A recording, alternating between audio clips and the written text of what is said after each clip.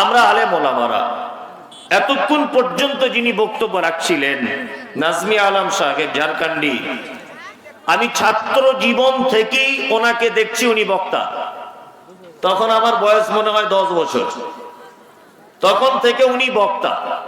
যাই হোক, উনি যত কথা বলেছেন বা আরো অন্যান্য বক্তারা যত কথা বলেন, সমস্ত কথা মুহাম্মদ সাল্লাল্লাহু আলাইহি ওয়াসাল্লামের 23 বছরের ভিতরের কথা, তাই না?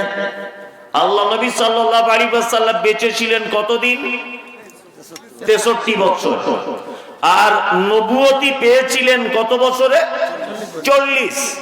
আলেম ওলামারা বেশিরভাগ সময় 98% কথাবার্তা বলেন এই 23 বছরের কথাবার্তা। এইভাবে আল্লাহ নবী চুল কাটতে বলেছেন, এইভাবে আল্লাহ রাসূল গোসল করতে বলেছেন, এইভাবে বিবাহ বন্ধনে আবদ্ধ হতে হবে, এইভাবে মহিলারা চলবে, স্বামী স্ত্রীর সম্পর্ক এই, একটা ছেলের শিক্ষা অর্জন করতে হবে, যাবতীয় অল টোটাল বিষয় 23 বছরের ভিতরে।